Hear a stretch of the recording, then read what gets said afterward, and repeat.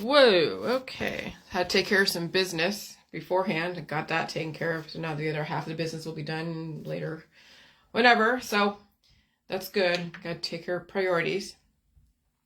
But anyways, yeah. So we're in this whole new world of definitions and transitioning and evolution, and it's not comfortable for some people. It's really comfortable for me because I like change. Not too much change, but enough change to make a difference, enough change to better society, better myself and my standing, and also know why it is I stand for certain things. And I want to articulate it in a way that people understand where I'm coming from. Because, when you do something different, people will characterize you as crazy. They will characterize you as a misfit. They'll characterize you as a diagnosable condition. That's how the psychological world has kept people in jail, is by putting their thoughts and beliefs and the way they interact with society as a diagnosable condition, something to be remedied, surgically taken out, or ridiculed at an exponential basis. And so you're seeing now the politics, religion, and science community have either been used as a way, have been confirmed, like people are now even more entrenched in their politics and their religion or science, or people have diagnosed people who have very entrenched beliefs in their politics, religion, and science community. And so you're seeing both sides of it, and it's like, okay, so which is it? Which one's right? Well, again, there is no right answer. It's your chosen belief system, and it's your chosen way of life. And if you want to stay in your chosen politics, religion, and scientific belief system, then there are obviously repercussions and or outcomes that you may or may not expect, or you do expect, but it might happen sooner than you want it to. And so, given all the flack that I've received the last 7 years, when you think about it, and I've played around in the conspiracy world, that's been coined by the right-wing libertarian Alex Jones world. I played around in the Starseed world. I've played around in all the mommy and me groups. I've played around in the Christianity, the Judaism, Buddhism. I experienced almost everything. The different cults that are out there, the Jesus cults, I lived in that for like 6 or 7 months. Wasn't part of it, was observing it, but I was actually embedded into it. It didn't end well, but I wasn't there when it didn't end well. But eventually, when absolute power corrupts absolutely, that's when religion and all the different science and political dogmas can bite you in the ass, when it actually corrupts you absolutely. And so I had to really figure out how to define myself. And of course, yes, I was also playing around in the anarchist world, all the crypto world. The people that were in that world because I went to some of their meetings or an event like in Portugal. And then people were wanting me to get into the crypto side of it. There was crypto people, there are leaders in that. There's obviously annual or semi-annual events that happen in the wintertime, like in Mexico, like Anarchapulco. And so I've met certain players, key players in these places, given that I was questioning the mainstream media about their issue with salt and water and symptoms. And so yeah, I've kind of played around with being a pariah, being a savior, being all that stuff. And so now I finally stepped away from all of that, okay? And so now I have to define myself because I'm still a conspiracy theorist. Now, everyone has their definition of what a conspiracy theorist is, and so let me define that, because you can take the word conspiracy and attach it to whatever politics you believe in, whatever scientific dogmas you believe in, and religious persuasions, okay? And so we know that we've seen most conspiracy theorists are usually the right-wing Christian, libertarian, Alex Jones world, okay? But I'm not that. And that's why I don't want someone making that assumption, because I say I'm a conspiracy theorist. That's the automatic go-to, because that's then what the left-wing media has characterized or mischaracterized and denigrated those in the conspiracy world. And so then now you have to question, now who are you really? What do you believe in? Do you even know what you believe in? Do you know how to even characterize what you believe in? Or are you taking on somebody else's characterization or allowing people to make assumptions about you? And so if you don't define yourself, somebody else will. That's the thing about the whole J world, is we defining who we are. And be proud of it. That's fine. I've had to learn how to do that. Learn how to define myself, be proud of it, and then not try to convert other people. It's hard not to want to convert other people because that's the nature of humans, is we want to have everyone in the image of ourselves. We treat everyone how we view the world. We treat everyone how we view ourselves, and then we assume people think the same way, but they don't always. And when they don't, then the automatic is to convert them. Even unknown, subconsciously, we try to convert other people. Because when you are in the presence of a diverse group of people and there are conflicts, well, I mean, when you work in a company or in a team or you hang out with a bunch of people, somebody has to assimilate, because you can't have conflict all the time. So there has to be assimilation. Well, who assimilates to who? Who's the queen bee? Who's the king bee? Who's the leader of that type of thing? And then when there's too many leaders and not enough Indians, then you have fight, all out war. Okay, so that's then why I pulled myself out of all that bullshit, because I'm not playing this whole fighting game. Well, you don't have to fight, just assimilate. Because maybe I don't want to assimilate to your lifestyle, to your belief systems, okay? Maybe I want to, develop my own, or stay mostly on my own so I don't get influenced too much by other people and their idiosyncrasies or their lifestyle, their belief systems, and all of that. And so what I am is an evolutionist, a non-discriminatory conspiracy theorist in nature, and that nothing is static. Because real true evolution is things change. You'll have a period of equilibrium, and then there's an upset of homeostasis, and then you'll have that change, that entropy, and then you'll have to go and figure out and redirect and grab the things that you need and then start coalescing and becoming whole again. Okay? And so if, again, when you're using terms that were given to you by the government, because every term that you guys have, whether it's conspiracy theorist, libertarian, left wing, right wing, whatever, was given to you by the government. Now you can evolve whatever the government has given you as a platform, because without the language, without the words, without the numbers, without the alphanumeric characters, you wouldn't have a language or an identification or even a society. And you wouldn't have the laws, you wouldn't have organization, you wouldn't have anything. You wouldn't have who you are today. You wouldn't even have the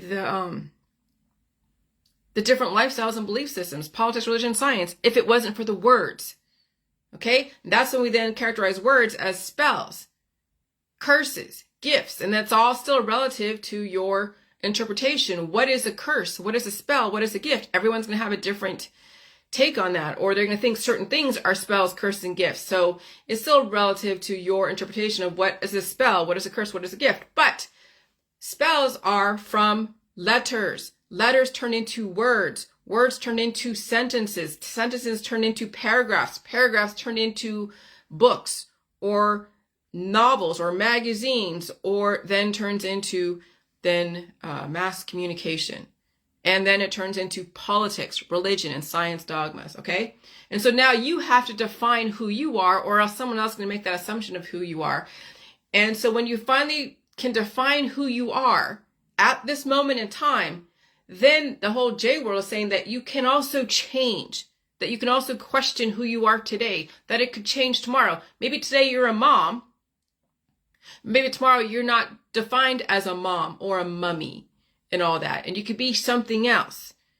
You could still be a mom, but that's not then your predominant definition of who you are. That's not everything. You are now multifaceted, and that's where people do get kind of stuck, is that they were given an identity by their parents, by their politics, religion, and science dogmas out there, and they have an issue with changing or questioning.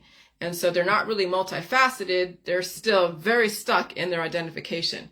Okay, so if you don't define yourself, then somebody else will, and also make assumptions about what you believe in, who you are, and where you came from. So if you don't know how to define yourself, then you're leaving the definition up to everybody else to make assumptions about you.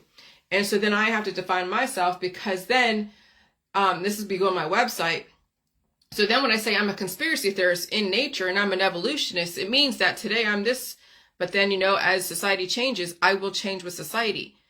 And I won't allow someone to pigeonhole me into a thought, into a lifestyle, into a belief system, into anything. That I am ever evolving. And that's how I stay alive. That's immortality, is your ability to change and evolve. But then here's the thing. What is immortality? Because now we have AI. Now we have all these different definitions of life. And it could be without your body and just your brain inside of a computer. And then now you're like some head, like Max Headroom from the 1990s. And some, avatar. I mean, that's essentially what the metaverse is, and all the Sim City and all these different characters and filters, is that now people have become avatars, and they don't necessarily have to have their body or their spirit. Well, they have their spirit and their mind, but those are kind of the same things. And so they don't have to have a body, so that their body go to shit, and then someone takes their spirit, who knows, with artificial intelligence, and then say, well, you can then be in a computer. You can then be in a device. You can then be in a video game. You could then be in some kind of, object. And people say that they've had objects where it had a spirit, very malevolent spirit attached to it, and it was haunting them. And so, yeah. So anyway, sorry, I was looking at something. So anyway, so this is who I am today. And in the future, when the world changes, it will change. Right now, I have to question everything, even my own beliefs, because they will change at some point when the world changes, as I am an evolutionist. And so if I want to stay in my body, in my mind, and my spirit physically on this earth, as I'm watching my surroundings change, that is immortality. Now, if you wanted to find immortality is where you let your body go to shit and then your brain goes off out there and you hope somebody can capture it and hold it somewhere where you can then be in jail again by somebody else's determination of where you're going to be. I mean, right now you have freedom. Anarchy, like I said, anarchy before, or anarchy is when you have disorganization, entropy, and someone's taking your spirit but letting your body go, and then they're capturing your spirit and then holding it jailed somewhere in a disk, in a computer, in a book, or in an object where you are now jailed and tied to some object. That's the thing, is I don't want to be somebody's plaything. That fine, if you think that it's better over there without your body, you think that when you die that you're going to go into another dimension where it's going to be better. Okay, the devil you know versus the devil you don't, the devil you don't versus the devil you know, well, I don't know. That's not for me to decide for you. But then if you want to be back on this earth with around the people that you come to know and respect and even love, and you let your body go to shit, then you're allowing somebody else again to dictate who you are, where you should be, and what your interaction is going to be now and in the future. And I don't want somebody else, even the government or somebody else, dictating where my spirit is going to lay within. Okay? I don't. I want to be the one to control my body, my mind, and my spirit. And so, so this is who I am today. And in the future, when the world changes, it will change. Right now, I have to question everything, even my own beliefs, because they will change at some point when the world changes. And I'm an evolutionist. I'm open to all speculation of events. I question the official narrative. I question everyone's perception. I have my own perception, but even that can be questioned. And so the only thing that I am discriminatory is for life, in my body, in my mind, and in my spirit. I am the one that will determine how I control life in my body, mind, and spirit. My home is my castle. I share space with my husband. We both discuss how we control life in our home and our bodies. We also work in partnership with the government, meaning that there are laws and rules we both agree to abide by since we live within the city limits and we live in a community. Our government has never asked us to do anything we were not prepared to do anyways. We both still do not have health insurance, and if my husband has a health issue, he will pay out of pocket. Accidents are determined by the cause and the effect of where and when it has happened, and so we have insurance for accidents, not health issues. We self-insure health issues. And the reason why I'm saying this is because people think they're being imprisoned by the system because they're making you pay taxes and the IRS. But then yet you get somebody going in and commandeering your proteins and doing all these things to you. And then you're blaming all the V's and all the different things out there that you voluntarily have required the government to provide to you as an addition, as a helper. And then you wonder, like, now you're an anarchist, that you're into voluntarism, that you don't want to be voluntarily forced, or you don't want to be forced into paying taxes and paying this and paying that, but yet you harm yourself with things and then require the system to go and fix you, require resources to go in and do operations, and require someone to have a license to give you an antibiotic or a homeopathic type of thing. So now you're going to see that you have free will. You are voluntarily either participating in the imprisonment of yourself, or you are opting out. That's all that's voluntary, and you still can be in a society that is organized. Okay? And so that's what insurance is for. See, I got into the insurance industry because that was the only thing left that it was kind of cool, and I got, involved with was tractor beam into farmers insurance, and got involved with home insurance and auto insurance, and learned the insurance industry superficially, and then I had to learn the intricacies over the last, since 2008. Okay, so now we're in 2023. That's a lot of years to be in the insurance world. But then you understand the need for insurance for those that must protect themselves from things that they can't control. But health insurance is something you can control.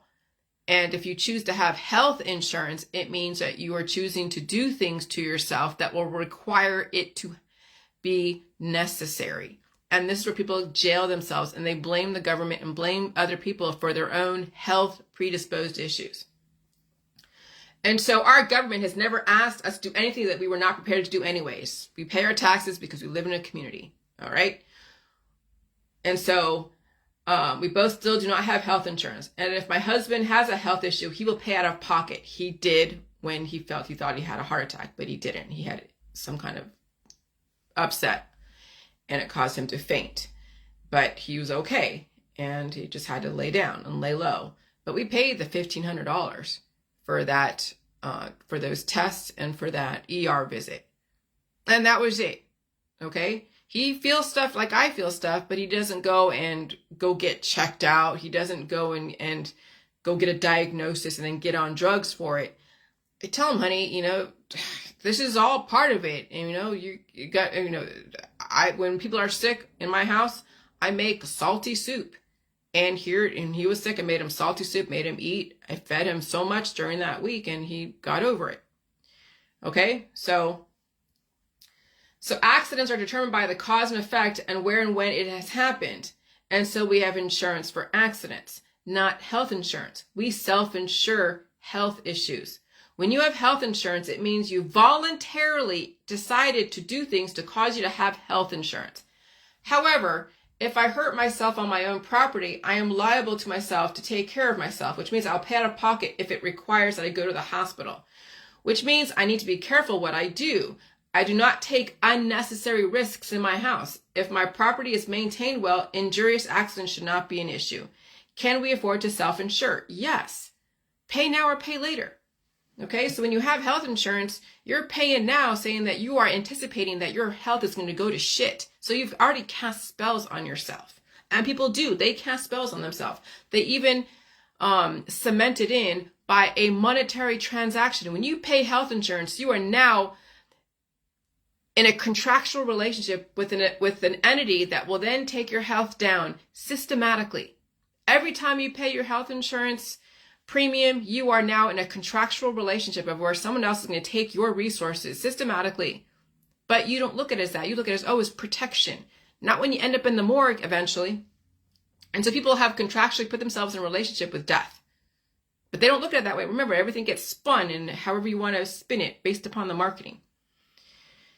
And so, can we afford to self-insure? Absolutely yes. Pay now or pay later. You pay now, like health insurance, you're betting that you will get into an accident on your own property, or you'll do something, or something is going to happen to you because of all your remedies, your surgeries, all the pills, powders, and supplements and detoxes that you have taken on for however long, and you've seen things happen and you've characterized it as a bad thing, and so then you get yourself into a contractual relationship with a health insurance carrier, with a doctor, a nurse, a homeopathic, osteopathic, chiropractor, an MLMer to say that please take away my life systematically with your herbs, your extracts, your detoxes, and every single thing that you have to stop my body's natural processes of releasing. That's what people are doing. They're in a contractual relationship with death. And so if you pay now like health insurance, you're betting that you will get into an accident on your own property. That's scary. Not only have you cast spells of bad luck, but you'll not be responsible and take care of your property properly. That's having to do with home insurance and health insurance. Pay later means you'll pay once the accident happened and it may never happen. When you self-insure, you take personal and financial responsibility for your own health and well-being. I never want to be the person to complain about health insurance because it means I was leveraged. And let me tell you, so many people out there have leveraged themselves, leveraged their children, leveraged their parents, leveraged everyone around them because that's what they think that's the thing to do. They don't understand that they have cast spells on themselves and their children and themselves by even the fact that they feel like they need someone to protect them. They need someone else to protect them. And so because your body, mind, and spirit, so in this society, oh yeah, here we go. Because it means I was leveraged. So I never want to be the person to complain about health insurance because it means I was leveraged. In this society of vultures, you don't want to be leveraged because your body, your mind, and spirit will be sold on the open market to the highest bidder. And so when it comes to life insurance, you're not responsible for the party that could be potentially pass away. And so you protect. And so to protect your lifestyle, that's why you get life insurance on someone who is worth money to the government and you.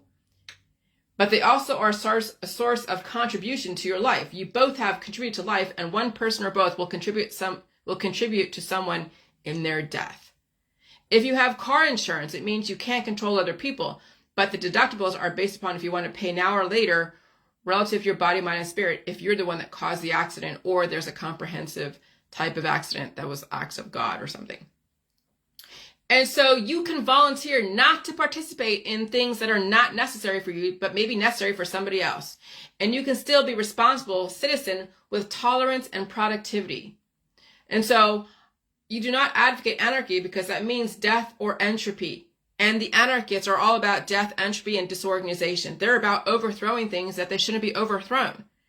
But even those in the medical system, even those that participate in the medical system, advocate anarchy. Because when you try to stop the body from releasing and you're mischaracterizing symptoms, then you stop the body and then the body's like, what the hell are you doing? And then eventually anarchy happens. The body then has to go and try to recalibrate and then you stop it again. And so every single time you stop the body from releasing the demons and all of that, you are developing an aggressive anarchy that will compound itself even more so. And that's the aging process. That's all the diagnosable conditions.